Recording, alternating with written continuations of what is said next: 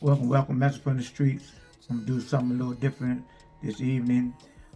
If you've been following my channel for over the years, you know that I'm from Washington D.C. and I was raised on the streets of Washington D.C. In a sense, that was my choice. I chose to go out there and slang, bang, hustle, and do the things that come along with that lifestyle. I want to share a story with y'all about my younger brother. I'm not going to make mention of his name yet. I'm going to tell you this and what happened. I was down Lorton. I was about to come home from minimum. This was in 96.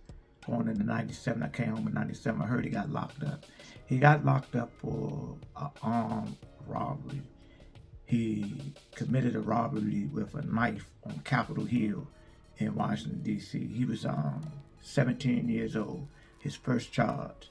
And the crazy thing about it is that there was a lot of robberies going on Capitol Hill, but they was with individuals that had guns, and they gave him a plea bargain when he went to court. My grandmother told him not to take it. I was telling I told my sister to tell him to don't take it, but they told him that they was going to give him what they call that joke, a UFAC.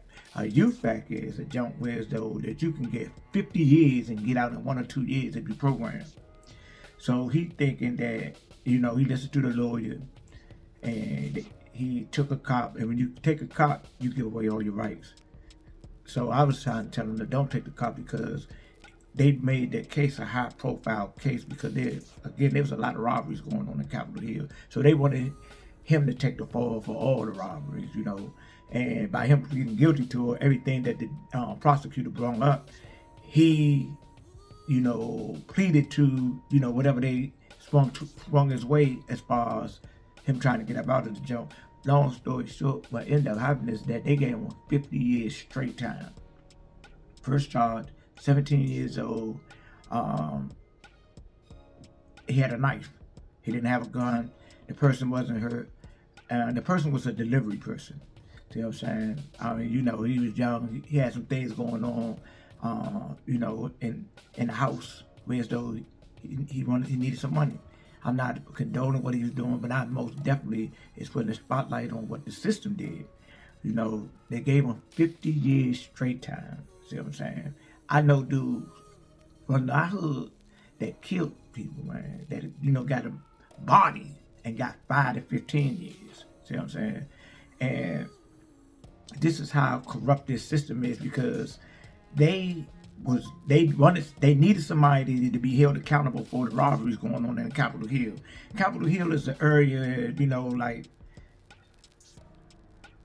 it's beyond the United States Capitol. They got a neighborhood area that's part of the Northeast and I'm guessing Southeast and Southwest because the Capitol, the streets run towards the Capitol.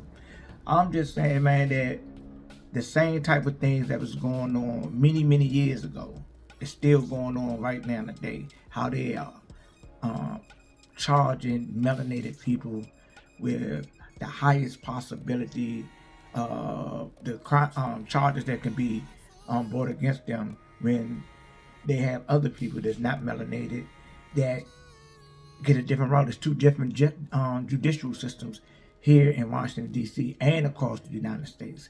I'm just, sharing this information, just a point of view, so people can get a broader perspective of what's going on. I'm going to tell you this as a bonus. Everybody in Washington, D.C. and most of the major urban cities know that every election year that there's a shortage, especially on cocaine.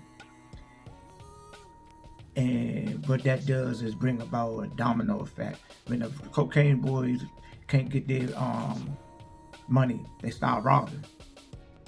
Bodies start falling. See what I'm saying? The police start getting a lot of arrests. It's all a big game, and we participating in it consciously or unconsciously. We need to wake up, pivot, and go in a different direction. And we must grab a hold to the young people and give them the information, feed it to them.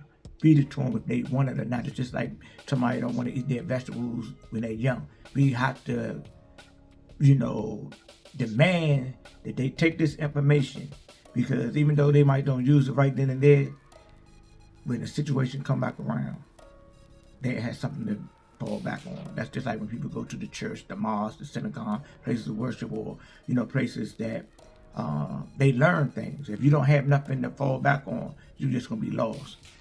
Once again, I bring this message in love, and I leave you this message in peace. Oneness.